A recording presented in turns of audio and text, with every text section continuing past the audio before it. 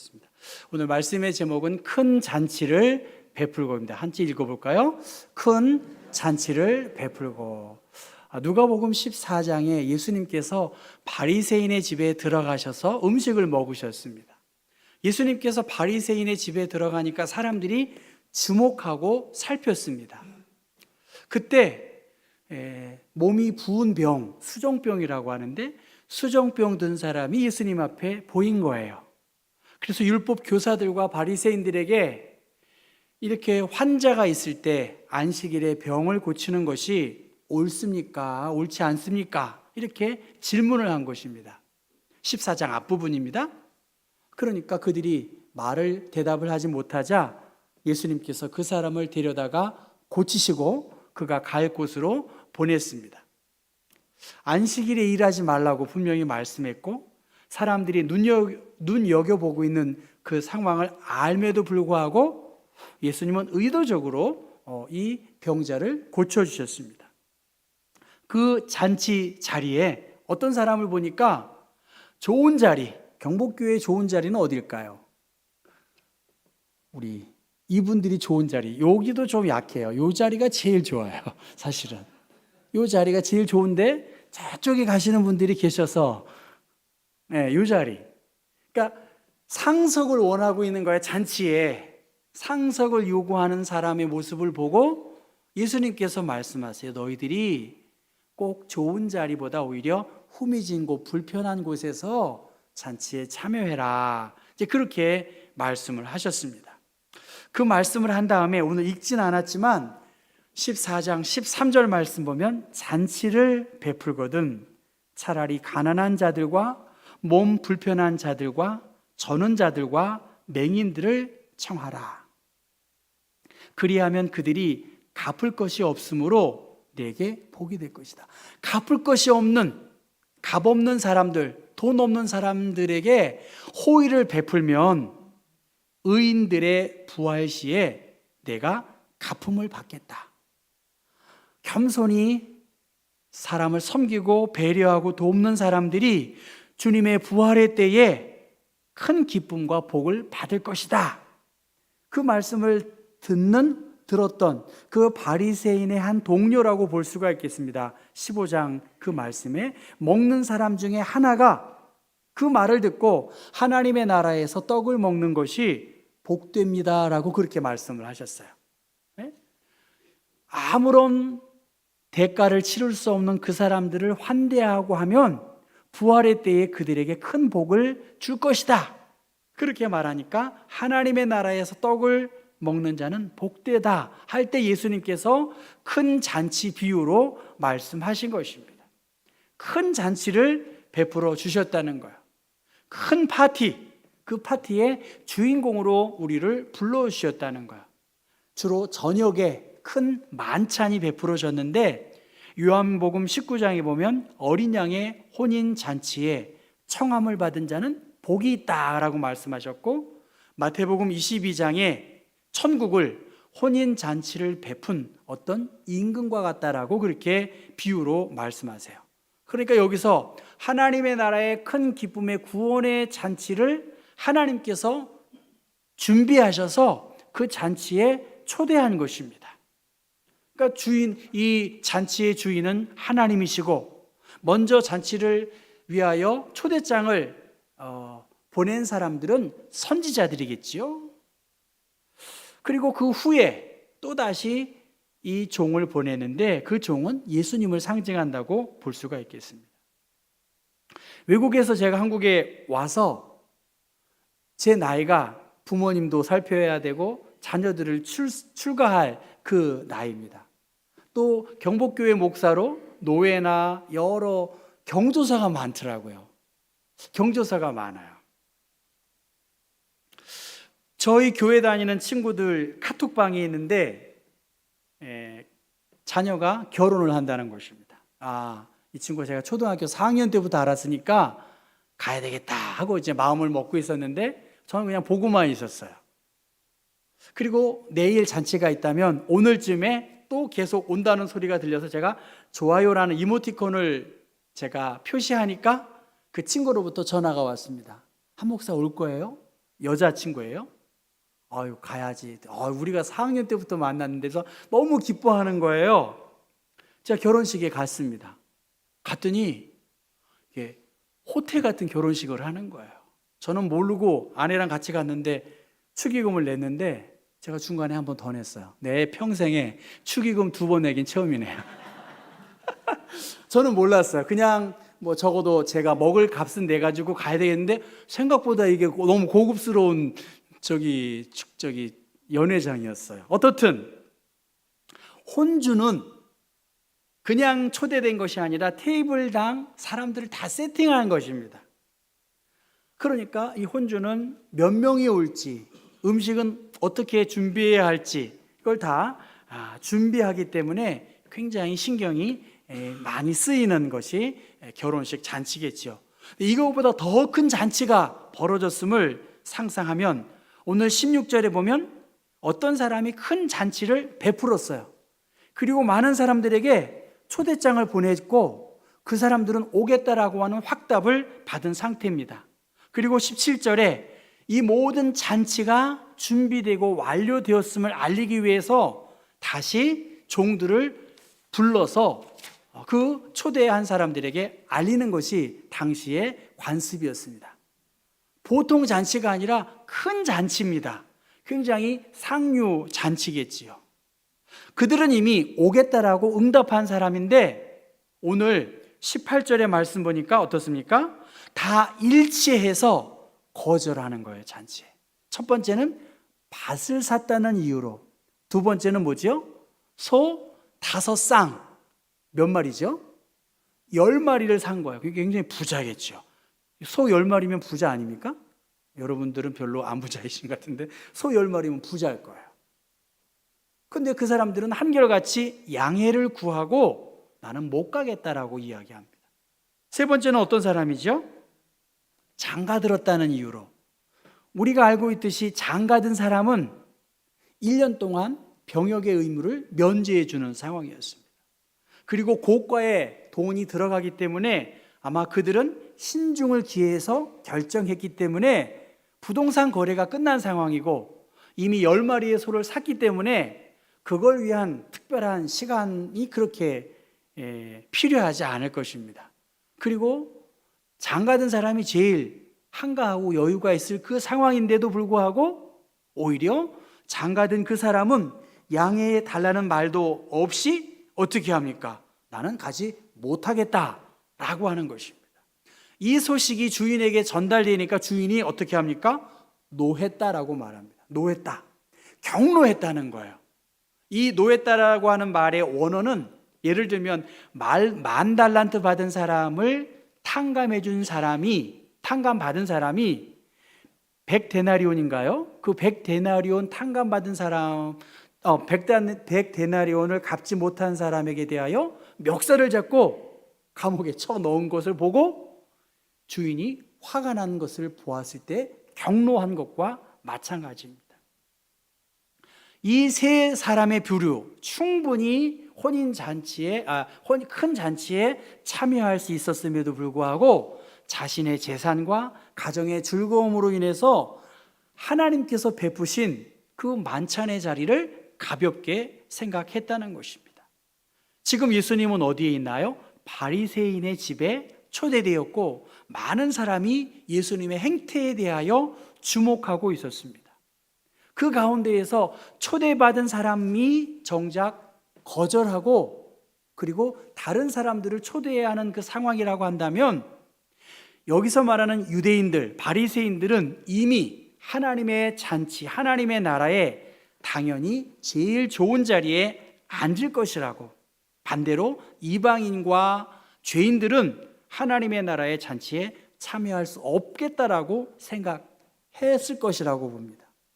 그런데 그들은 호세아 4장 7절의 말씀 보면 번성할수록 내게 범죄했다라고 말합니다. 이 세상에서 번성하니까 정말 진짜 하나님을 섬기고 예배하는 일에 소홀히 여길 수 있다는 것입니다. 그러니까 복이 오히려 하나님을 만나는 데 있어서 걸림돌이 될 수 있는 것을 오늘 말씀을 통해서도 볼 수 있겠지요. 당연히 올 것이라고 생각했던 그 사람들이 거절하니까 이 주인은 빨리 시내의 거리로 나가서, 그리고 골목에 나가서 여러 사람들을 데리고 오라고 그렇게 말합니다. 오늘로 말하면 광화문 사거리에 가서 초대하라는 거예요. 그리고 광화문에서 종로 쪽으로 가면 피막골이라는 것 여러분 혹시 보셨을 거예요. 피막골. 큰 길은 누가 다니나요? 높은 사람이 다니고 이리 오너라 물러거라 이런 말이 있으니까 그거 피해서 골목길로 애용하는 사람들, 양반이나 고관 대작들이 거들먹거리고 다니는 그 길을 피해서 골목 주변의 집과 가게가 밀집된 총칭을 피막골이라고 합니다. 이 주인은 지금 큰 길, 그리고 골목길에 가서 사람들을 초대하라 그렇게 이야기했습니다. 근데 22절에 보니까 그 많은 사람들을 초대했음에도 불구하고 아직도 빈자리가 있다라고 그렇게 말하고 있습니다. 그러니까 주인이 어떻게 합니까? 길과 산 울타리로 나가서 사람을 강권하여 데려다가 내 집을 채우라라고 말씀하세요. 주인이 이 잔치의 기쁨이 너무나 소중하기 때문에 많은 사람을 초대했다는 것입니다. 그것이 오늘 성경의 내용의 전부입니다.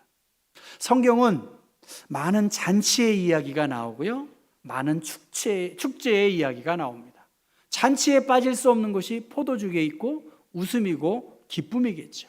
우리가 오늘 예배 드리고 또 이렇게 트럼펫과 클라리넷 연주를 들을 수 있는 게 얼마나 기쁩니까? 성가대원들의 찬양을 통해서 하나님께 영광이 되지만 그래도 볼거리가 있잖아요.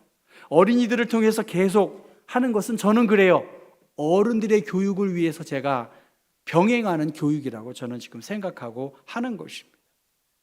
전도서 말씀을 보면 굉장히 회의적인 그러한 말씀의 내용인 것 같지만 전도서 9장 말씀 보면 즐겁게 매일 밥을 먹고 기분 좋게 내 포도주를 마셔라. 하나님께서 이미 그렇게 살도록 정해놓으시고 그것을 좋아하고 계신다. 우리 어르신들 얼마나 컬러풀하게 옷을 입고 오세요? 저 아내한테 그래요. 좀 밝은 옷을 입어라. 당신이 수녀도 아닌데 왜 이렇게 어두운 옷을 입냐. 밝은 옷을 입으라고. 좀 밝게 살아라. 너무 심각하게 설교 듣지 말라고 제가 그렇게, 여보 병납니다. 너무 심각하게 설교를 듣지 마세요. 제가 그렇게 이야기하거든요. 무슨 말입니까 여러분? 하나님이 잔치로 초대하셨어요. 예수님은 많은 잔치에 초대받으셨어요. 오늘같이 바리새인들의 잔치에도 가셨고 세리가 베푸는 잔치에도 가셨어요. 거기에서 제자들과 함께 음식도 잘 먹으셨어요. 그리고 기쁨으로 그 파티에 참여하셨다는 것입니다. 전도서에 그렇게 말합니다. 옷은 항상 깨끗하게 입고 머리에는 향기로운 기름을 발라서 언제나 축제 같은 인생을 살아라.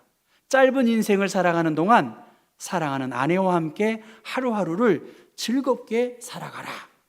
전도서 9장에 그렇게 말씀하고 있어요. 여러분, 하나님께서 우리를 예배의 자리로 초청하셨어요. 우리는 누구죠? 초대받은 사람이에요. 하나님께서 우리를 초청하셨습니다. 그런데 이 초대받은 상황은 25절의 말씀 보면 예수님께서 제자의 삶이 무엇인지를 그렇게 말씀하시면서 누구든지 자기 십자가를 지고 나를 따르지 않는 자도 능히 내 제자가 되지 못하리라. 예수님의 제자로 부름을 받은 너희들, 하나님이 베푸실 그 잔치에 초대받았기 때문에 이 영광된 기쁨의 자리에 기쁨으로 동참해야 된다라고 말씀하세요. 이 주인은 여러 사람들이 잔치에 초대될 것으로 생각했어요. 그런데 그들이 거부했다고 해서 이 하나님의 구원의 계획과 잔치가 지체될 수 없고 또 취소될 수 없다는 것을 말씀하십니다. 당연히 믿을 것이라고 생각했고 그 잔치의 기쁨을 누리려고 생각했던 그 바리새인들, 먼저 믿은 사람들이 마치 자기의 인생의 왕인 것처럼 생각하고 하나님의 나라의 영광과 기쁨의 가치가 무엇인지 모르고 이 기쁨을 소홀히 여겼다는 것입니다. 로마서는 계속해서 무엇을 말하고 있나요? 하나님께 열심은 있었다, 바리새인들, 유대인들. 그러나 하나님을 올바로 아는 지식이 없어서 자기의 의로움으로 오히려 다른 사람들을 힘들게 하는 사람들에게 대하여 오늘 24절에 그 사람들은 하나도 내 잔치를 맛보지 못하리라라고 그렇게 말씀하세요. 먼저 초대된 사람들, 오히려 후에 더 많은 사람들을 위해서 열려 있음에도 불구하고 그들은 하나님의 잔치에 제외됐다라고 말씀하십니다. 오늘 말씀은 참 간단해요. 우리는 하나님의 나라의 기쁨의 자리에 참여한 것입니다. 교회 오신 분들 한 분 한 분들을 보면 참 고맙습니다. 몸도 불편하시고 연로하시고 힘든 계단이지만 그래도 이렇게 예쁘게 차려입으시고 오시니까 얼마나 좋습니까? 우리의 중심을 받으신 주님께서 참 기뻐하시리라고 봅니다. 여러분, 오늘 우리들은 이보다 더 큰 하나님의 나라의 천국에 초대받은 사람입니다. 82세의 나이에 세상을 떠난 존 뉴턴 목사님이 임종 직전에 천국에 들어가는 순간에 놀라운 비밀을 경험했다고 합니다. 첫 번째, 내가 정말 올 줄 알았던 그 사람이 천국에 없다는 거예요. 두 번째, 없고 내가 정말 안 올 것 같은 사람이 그 잔치에 와 있다는 거예요. 그리고 존 뉴턴 목사가 내가 그 잔치 자리에 천국에 왔다는 사실에 대하여 깜짝 놀랐다고 그렇게 말합니다. 우리는 천국의 기쁨, 하나님의 나라를 소망하며 살아가는 사람들이 그리스도인입니다. 하나님의 약속을 믿고 하나님의 베푸신 잔치 자리에 우리는 초대된 사람입니다. 우리가 이 하나님의 나라의 초대를 소홀히 여기는 것 하나님은 살펴보시고요, 이사야 55장에 너희 목마른 자들아 물로 나아오라, 돈 없는 자도 오라, 너희는 와서 사 먹되 돈 없이 값없이 와서 포도주와 젖을 사라. 너희가 어찌하여 양식이 아닌 것을 위하여 은을 달아주며 배부르게 하지 못한 것을 위하여 수고하느냐. 내게 듣고 들을지어다. 너희가 좋은 것을 먹을 것이며 너희 자신들이 기름진 것으로 즐거움을 얻을 것이다 라고 말씀하셨습니다. 그리고 우리의 영혼이 그리스도의 초대 안에서 회복되어지고 풍성해지기를 하나님은 원하고 있습니다. 예수님은 내 아버지 집에 거할 것이 많다라고 그렇게 말씀하셨어요. 하나님은 우리에게 말씀과 성찬의 자리로 초청해 주셨어요. 이 교회 안에 빈자리가 있습니다. 채워야 할, 강권하여 내 집을 채우라. 왜냐하면 하나님의 잔치의 자리에 많은 사람을 초대했기 때문인 것입니다. 하나님이 주신 은혜와 감격, 모든 것이 하나님의 은혜라고 우리가 많이 찬송하고 있습니다. 내가 누리고 있는 모든 것 하나님의 은혜라고 우리가 많이 이야기합니다. 주님은 토기장이 되셔서 우리를 하나님의 걸작품으로 빚고 계십니다. 우리가 좋은 흙으로, 그리고 그 흙이 가루가 되어서, 그리고 하나님의 손길 아래서 잘 빚어지고 뜨거운 불에 달구어진다면 너무나 아름다운 주님이 쓰시는 그릇이 될 것입니다. 여러분 모두 잔치에 오셨어요. 그리고 이 잔치에는 드레스 코드가 있어요. 내가 어떻게 옷을 입고 와야 될까? 그것은 우리에게 드레스 코드는 좋은 옷을 입고 오라는 게 아니에요. 다 총천연색으로 입고 오라는 것이 아니라 적어도 우리의 몸이, 마음이 밝은 모습으로, 하나님이 기뻐하실 모습으로, 감사함과 순종하는 마음으로 이 잔치를 즐기셔야 돼요. 이 잔치의 감시자가 되는 것이 아니라 하나님이 나 같은 허물 많은 존재를 이 좋은 자리에 불러주셨구나. 내가 주님을 찬송하고 주님으로 인해 기뻐해야지. 내가 말씀을 듣고 이 말씀을 순종하면서 한 주간 씨름해야지. 그리고 씨름한 애쓴 그 모든 모습을 보시는 주님께 내가 감사로 예배 드리는 것입니다. 특별히 여러분 초대받았어요. 따라해 볼까요? 나는 좋은 자리에 VIP석에 초대됐다. 참 좋지 않습니까? 건강하지 못하면 교회 못 오세요. 사모하는 마음이 없으면 우리가 이 자리에 올 수 없어요.